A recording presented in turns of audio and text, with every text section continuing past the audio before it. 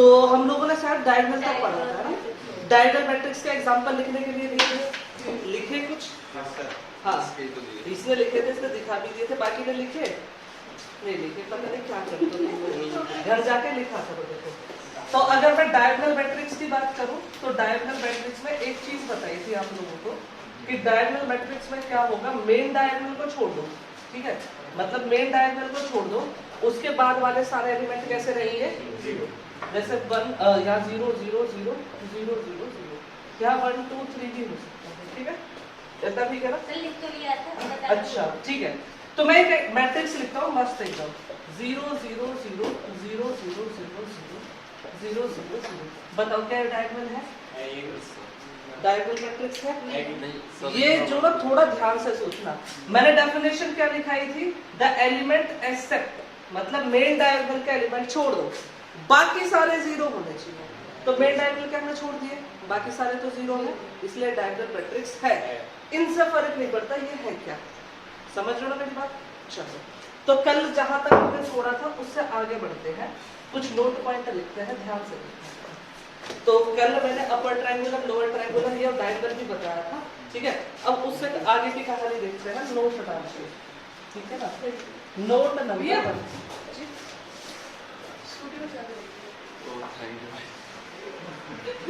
सारी स्कूटी में नीचे रहेगी और डिग्गी खोली थी ना। हमारे बैग के सामने से, मतलब जहाँ हमारी कोचिंग है उसके ऊपर वहाँ पुलिस वाले आते रहते हैं। हमारे साथ जो केमिस्ट्री पढ़ाता है ना, एक दिन आके स्कूटी की चाबी नहीं निकाली, अंदर आ गया, 10 मिनट बाहर आया तो पुलिस वाला ले जा रहा उसे, और चौकी तक लेके आया, 1000 रुपए लिए, जब छोड़ी। समझ रहे हैं सर, उसमें से निकाली, डिग्गी खोली ना तो इसे ध्यान रखिए इस चीज का, नोट देखो। अच्छा देखो मस्त चीज बता रहा हूँ, ध्यान से देखना। अच्छा ये वाली मैट्रिक्स बताओ, ये है A B C 0 0 0 0 0 0। As you can see, the element except the main diagonal elements are 0, ठीक है, मतलब मेन डायगोनल के एलिमेंट छोड़ दूं तो बाकी सारे कैसे हैं, जीरो है, ठीक है। तो इसका मतलब डायगोनल मैट्रिक्स तो है, तो मैंने लिख दिया ये डायगोनल मैट्रिक्स है, ठीक है, डायगोनल मैट्रिक्स। अच्छा एक बात और बताओ, क्या ये अपर ट्रायंगुलर है? यूटी में क्या बताया था अपर ट्रायंगुलर में, मेन डायगोनल के नीचे वाले जीरो, तो नीचे वाले जीरो है तो ये यूटी है। एलटी है क्या, लोअर ट्रायंगुलर, मेन डायगोनल के ऊपर वाले जीरो, तो नीचे वाला मतलब लोअर ट्रायंगुलर बनेगा। तो मैंने एक बात नोटिस करी कि अगर कोई मैट्रिक्स लोअर ट्रायंगुलर भी है अपर ट्रायंगुलर भी है तो वो डायगोनल बनेगी, ठीक है। ये हम नोट करेंगे। नोट नंबर 1 क्या लिखेंगे, if A square matrix, if A square matrix is both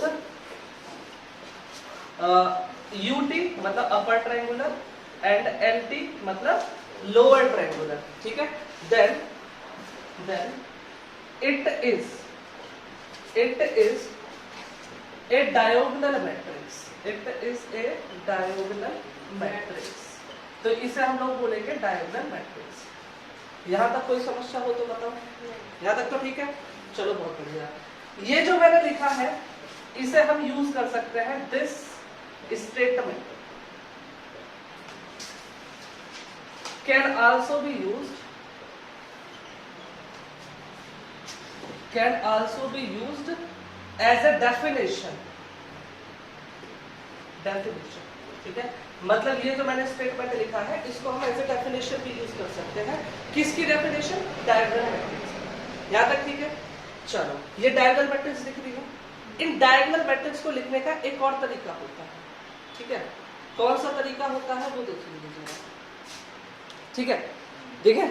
देखो ये डायगोनल मैट्रिक्स है तो इसे लिख देते हैं DIAG, डायगोनल, यहाँ तक ठीक। अब ये वाला देखो, डायगोनल में एलिमेंट कौन कौन से हैं, A B C, so it can be written as A B C, यहाँ तक ठीक है, मिडिल वाले से।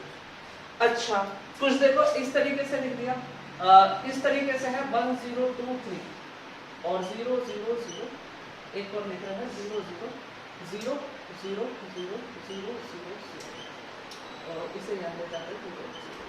अब देखो मेन डायगोनल ये ना, इसके अतिरिक्त जितने भी एलिमेंट है वो सारे क्या है, इसका मतलब क्या है, ये डायगोनल मैट्रिक्स है।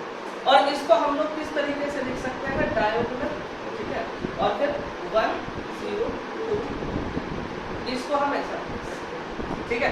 अब एक बात चीज नोटिस करना, कभी कभी क्या करते हैं, इस वाले को भी गायब कर देते हैं, है ना, तो भी हम समझ जाएंगे डायगोनल मैट्रिक्स है, ठीक है। लेकिन कभी तुमने ऐसी मैट्रिक्स लिख देखी है 1 0 2 3, इसमें और इसमें क्या डिफरेंस है पता है, ये कॉमा का डिफरेंस है और इसी की वजह से बहुत बड़ा डिफरेंस आ गया। अब ये सिर्फ एक रो मैट्रिक्स है, इसमें सिर्फ एक रो है, कॉलम कितने हैं 4, इसमें और इसमें डिफरेंस है, याद रखोगे ना, ध्यान रखोगे ना इस चीज को। चलो ये अब ये वाली डेफिनेशन, मतलब ये वाला फैक्ट मैं लिखना चाहता हूँ यहाँ कि डायगोनल मैट्रिक्स को ऐसा लिख सकते हैं।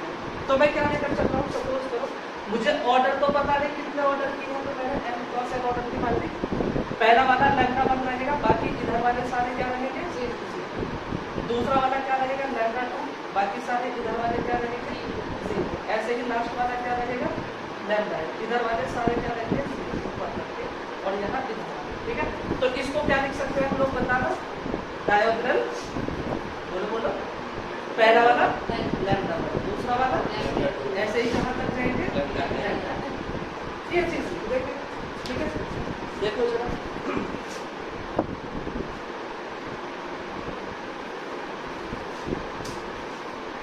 तो लिखते हैं, जरा लिखेंगे किस तरीके से, number 2, if d is equals to this lambda 1 0 0 up to 0 0 lambda 2 0 up to 0 इस तरीके से, यहाँ आएगा लैम्डा है, ये सारे 0, ठीक है। इस ए डायगोनल मैट्रिक्स, अगर ये कोई एक डायगोनल मैट्रिक्स है तो हम लोग क्या कर सकते हैं, दैट वी कैन राइट इस तरीके से कि d is equals to lambda 1 lambda 2 up to कितने तक लैम्डा। फॉर एग्जाम्पल, अगर एग्जाम्पल की बात करें तो हम लोग ऐसा लिख सकते हैं कि अगर कोई मैट्रिक्स हमारे पास है 1 2 0 0 डायगोनल मैट्रिक्स है, तो हम इसे ऐसा लिख सकते हैं कि d इक्वल टू डायगोनल 1 और, यहाँ तक तो कोई दिक्कत नहीं है। चलो इसके बाद आगे बढ़ते हैं, एक और चीज रहेगी बस, ठीक है, सिंपल से, तो बाकी दूसरे कंसेप्ट हो जाएंगे। इसके बाद जो नंबर आता है वो आता है स्केलर मैट्रिक्स, है ना। स्केलर मैट्रिक्स क्या चीज होती है, डायगोनल मैट्रिक्स तक तो हम लोग पहुंच चुके हैं। डायगोनल मैट्रिक्स का मतलब क्या बताया था, डायगोनल में एलिमेंट होना चाहिए सर, है ना, बाकी उसके अलावा सारे क्या होना चाहिए 0।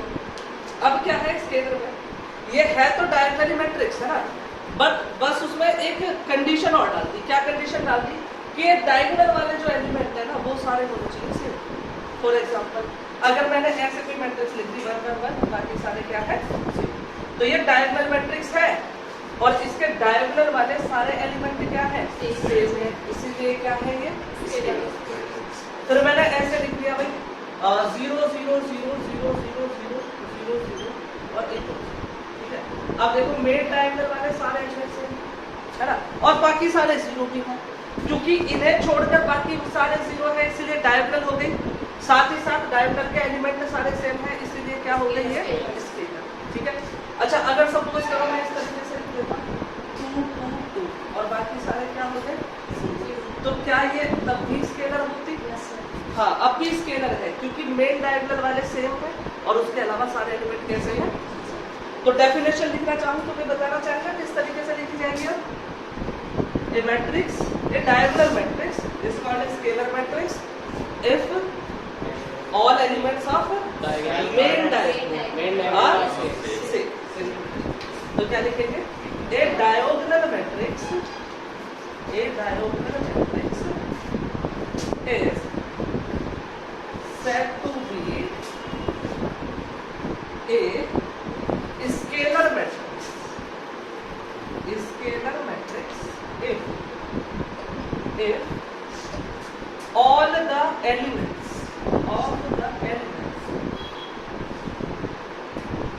of main diagonal are same, main diagonal are same,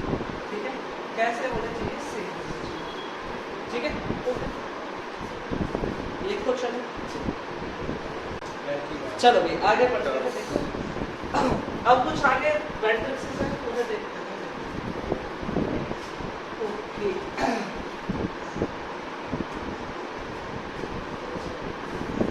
यहाँ तक तो तुम लोगों ने अब तक पढ़ लिया होगा ना, ये तो तुमने थोड़ा बहुत 12th में भी सीखा होगा।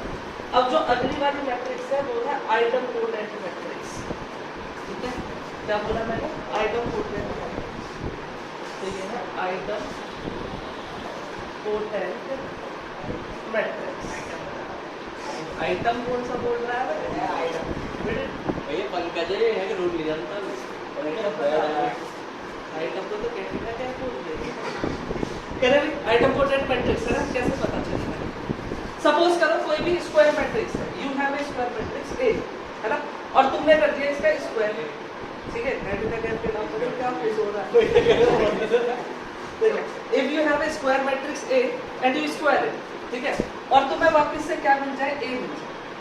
अगर किसी मैट्रिक्स का स्क्वायर करने पर वापस से वही मैट्रिक्स मिल जाती है तो उसे हम बोलते हैं आइटम पोटेंट। आइटम पोटेंट, ठीक। और अगर किसी स्क्वायर मैट्रिक्स का स्क्वायर करने पर तुम्हें क्या मिल जाए? आई मिल जाए। आई जानते हो ना, आइडेंटिटी मैट्रिक्स। अगर किसी मैट्रिक्स का स्क्वायर करने पर क्या मिल जाए? आई मिल जाए, उस वाली मैट्रिक्स को हम क्या बोलते हैं? Involutory matrix. क्या बोलते हैं? Involutory matrix. पहले एक बार चेक करें। इनवॉल्यूटरी मैट्रिक्स ध्यान रखोगे, ये ए स्क्वायर के ऊपर डिपेंडेंट है, दोनों की दोनों याद रखोगे ना। ये अगर किसी भी स्क्वायर मैट्रिक्स का हम लोग स्क्वायर करते हैं and we get the same matrix, then this matrix will be idempotent matrix. And if square of a square matrix is I, then it will be involutory matrix. इतना ठीक है। Square matrix मैं क्यों बोल रहा हूँ?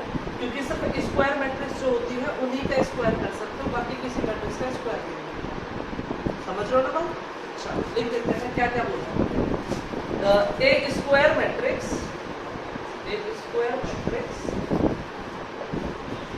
Is called and item potent matrix if a square is equals to कितना आ जाए? a। ठीक है, एग्जाम्पल अगर इसका हम लोग देखें, अभी देखें, ठीक है, उससे पहले इस पर आते हैं। ए स्क्वायर इक्वल टू आई, तो ये कौन सी है? निलपोटेंट बोलो, इनवॉल्यूटरी मैट्रिक्स। इनवॉल्यूटरी मैट्रिक्स क्या बताया था अभी? बताओ। इसका ए स्क्वायर करने पर कितना आना चाहिए? आई। देखिए ए स्क्वायर मैट्रिक्स, ए लिख देते हैं, A is called and involutory matrix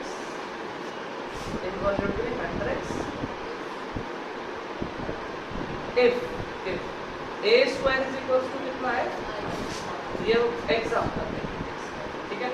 तो कुल मिलाकर जो मैंने बताया कि अगर कोई हमारे पास स्क्वायर मैट्रिक्स है, हम लोग क्या करते हैं? उसका स्क्वायर करते हैं और हमें क्या मिल जाती है? वापिस से वही मैट्रिक्स मिल जाती है, तो क्या मिलेगा? Item potent matrix. और आइडेंटिटी मिल जाती है तो उसे हम क्या बोलेंगे? Involutory matrix. अगर इस वाली मैट्रिक्स का एग्जांपल देखना चाहें, देखो ए इक्वल टू कितना है? पहले कॉलम में है 2 - 1 1 और दूसरे कॉलम में है -2 3 और अगला वाला कितना है? -2 और इसमें कितना है? -4 4 -4 4 -3। ये एक मैट्रिक्स है, ठीक है।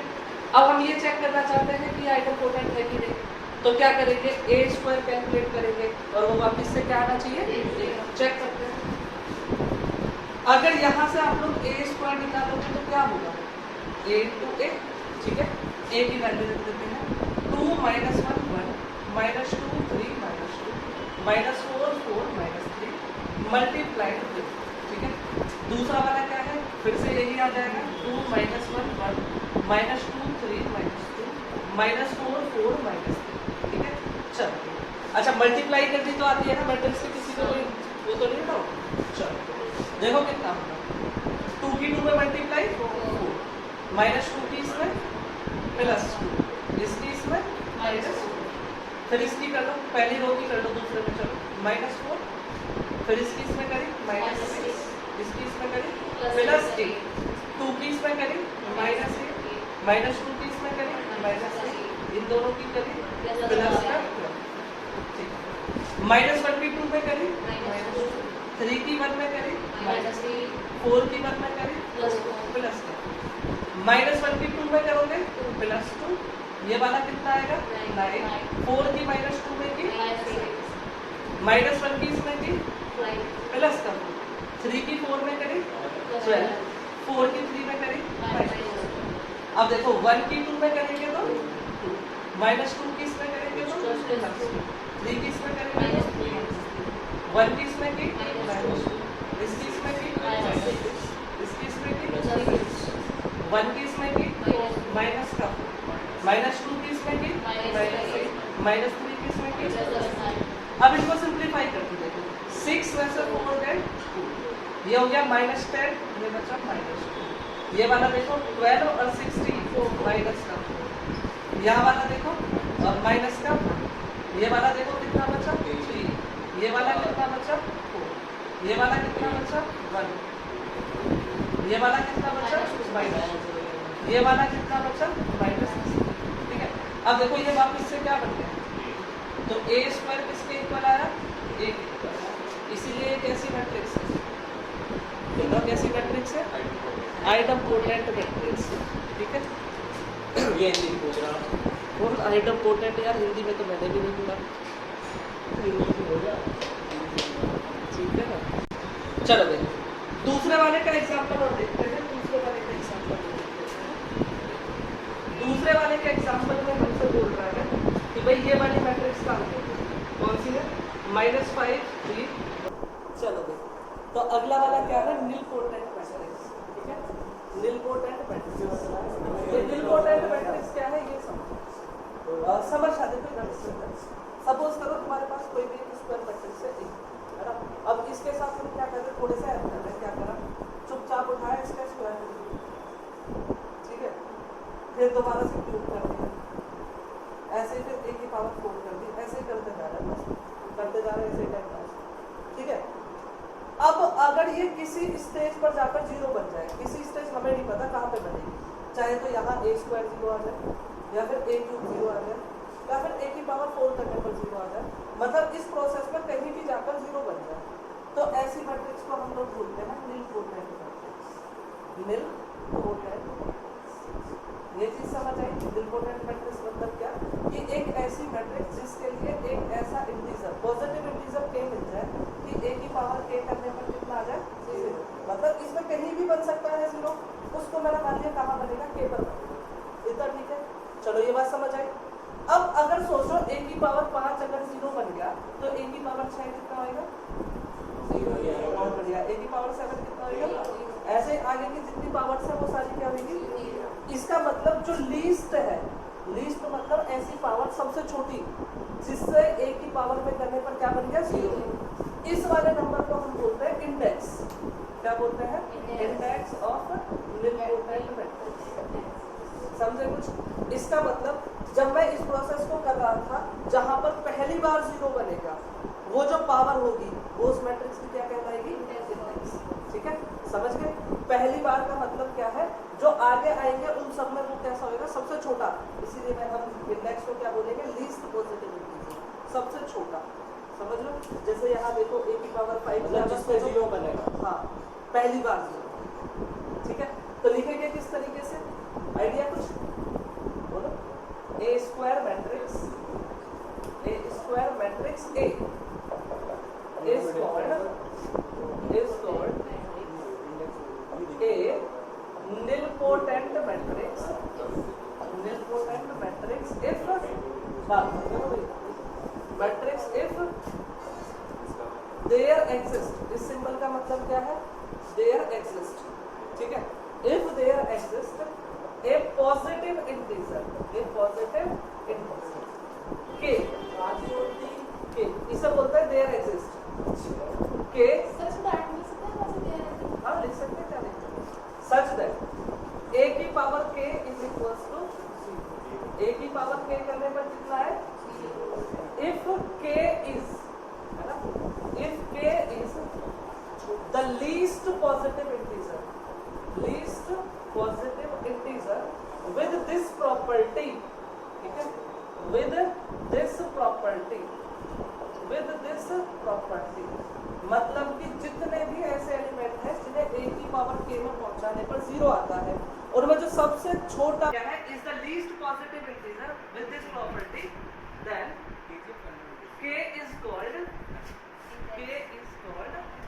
index of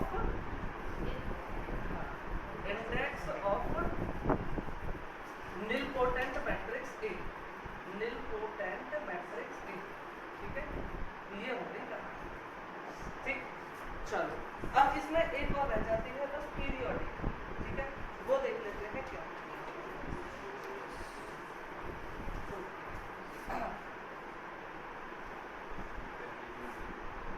ठीक है, अगला वाला क्या है, पीरियोडिक मैट्रिक्स। पीरियोडिक मैट्रिक्स क्या है ये समझो ध्यान से। पीरियोडिक मैट्रिक्स क्या है, अब वही खेल जो पहले कर रहे थे ना वही खेल देखो, हमारे पास कोई मैट्रिक्स है एक, कोई भी स्क्वायर मैट्रिक्स है ना, इसका स्क्वायर करा मस्त, फिर इसका क्यूब करा, ऐसे ही करते जा रहे हैं, मस्त करते जा रहे हैं ऐसे, ठीक है। इस प्रोसेस में कहीं वापस से a मिल जाए, समझ लो, मतलब a की पावर k प्लस 1 करके तुम्हें वापस से a मिल गया, k प्लस 1 की भी है k की, अब वो मैं बताऊंगा। ऐसा होता है जैसे ये 2 है तो इसे हम लिखेंगे a1 प्लस 1, हम इसकी पावर के रेस्पेक्ट में देखते हैं जो भी देखेंगे, तो मैंने इसे 1 अलग लिखा, 2k, उससे कोई नहीं इंटीजर जो भी आएगा उससे हम ऐसा मानेंगे, जैसे 2k बन गया तो इसको भी इस फॉर्म में लिख सकते हैं ना, प्लस माइनस 1 कर लो यहाँ और एक प्लस 1 कर लो, तो फिर ये वाला काम करेगा a की जगह, तो उससे कोई फर्क नहीं, ठीक है। तो अगर a की पावर, अगर तुम ऐसा भी मान लेते, ऐसा मान लो a की power k equal to a आ गया, तो इस मैट्रिक्स को हम बोलते हैं पीरियोडिक मैट्रिक्स, और इसका पीरियड क्या होगा k माइनस 1, ठीक है।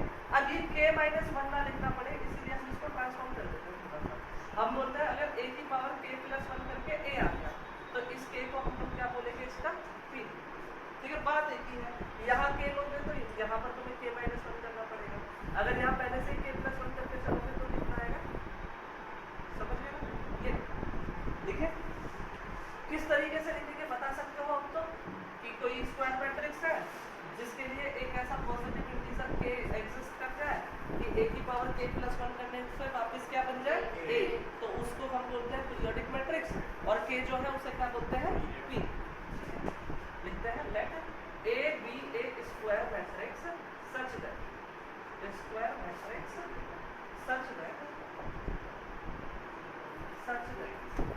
there exists a positive integer k such that, ठीक है, such that a की power k plus 1 equal to a. In this case a is called, इसको हम लोग क्या बोलते हैं, पीरियोडिक मैट्रिक्स, तो ये हो गया भाई पीरियोडिक मैट्रिक्स, कितना ठीक है।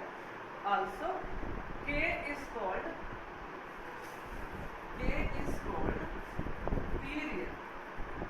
period of a, इसे क्या बोलते हैं, पीरियड ऑफ a, ठीक है।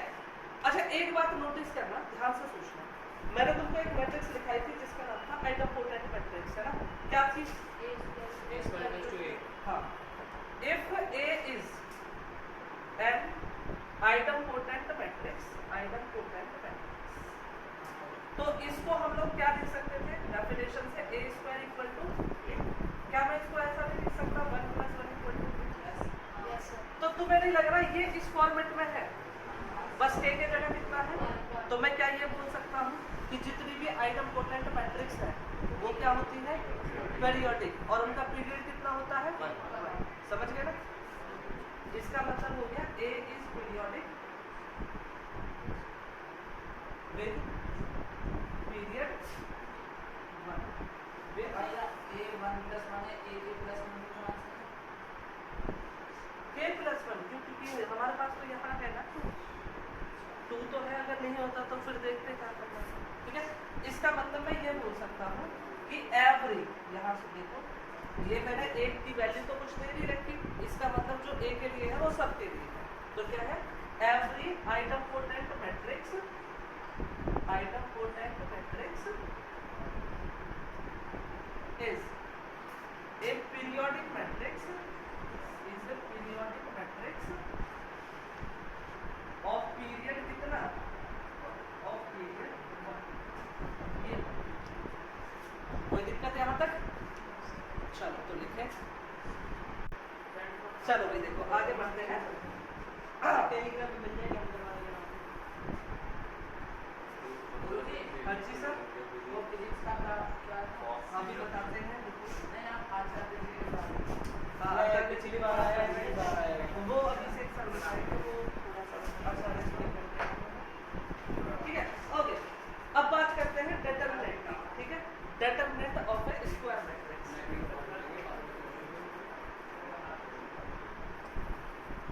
देखो, determinant of a square matrix, of a square matrix.